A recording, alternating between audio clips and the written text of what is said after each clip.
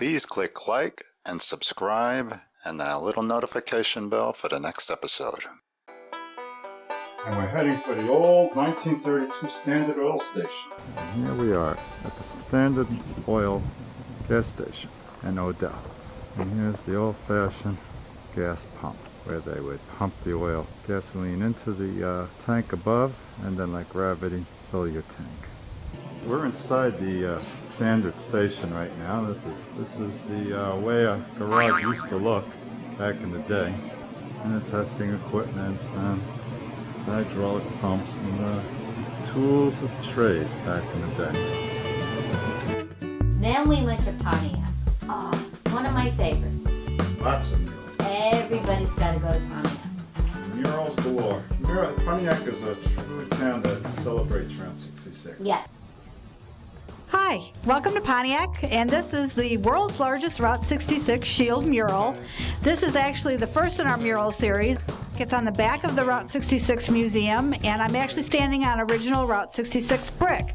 We've had horse and buggies, we've had a little bit of everything pull up here on the brick, and families that come out and just take their picture right here at the mural.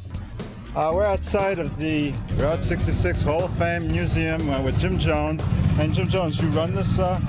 I'm just the tour director. You're tour director. Now the vehicles will be on display for X number of years. They haven't decided yet. Right now we have 10 of these cars on display throughout our downtown area, and we have 3 pickup trucks. We had local artists who were very talented, and we asked them if they would do an art project for us, and this is one of the art projects, and this one depicts the old Pontiac drive-in and all of the history of that drive-in. This one here was actually done by the Pontiac Township High School, and they did some of their renditions of Mount Rushmore, and we have the Chicago Cloud Gate, more commonly known as the Bean, and different travels all across the country here. Artists that participated in creating this actually signed the inside of it. That's our 57 Chevy made to look like a transformer, and the artist on this was the Diaz sons, and we did place this here because it's right next to the Route 66 mural. This was done also by another local artist here in Pontiac, and it's called Carafe. We're inside the Route 66 Hall of Fame Museum in Pontiac, talking to Mr. Campanelle, who is a very established photographer of the road. The photograph that you're looking at now is right as you cross into Oklahoma from New Mexico, and it's just an old abandoned alignment of Route 66. It has another alignment, parallel on it rather closely. These photographs here we're looking at now are in the New Mexico section.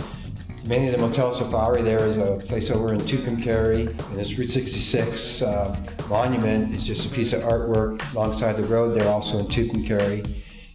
So now we're in another section of the museum here, up in the upper levels of it, and actually we're in a section that has the Texas and Arizona photographs.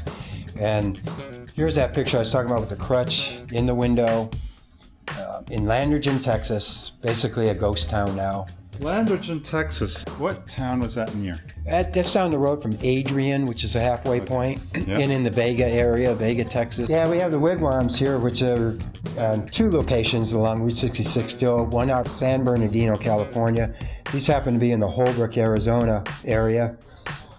Hello, we're in Jack Murphy's little war exhibit here in the museum. This is a Livingston County War Museum here in Pontiac, and we opened 6 years ago, and we kind of tie in with the Route 66 Museum. Every uniform here represents a human being. We try to personalize every uniform you see on display with the name of the person that wore it, when they served, and what they did. This is a fellow by the name of Don Ely, and Don served in World War II in the Pacific.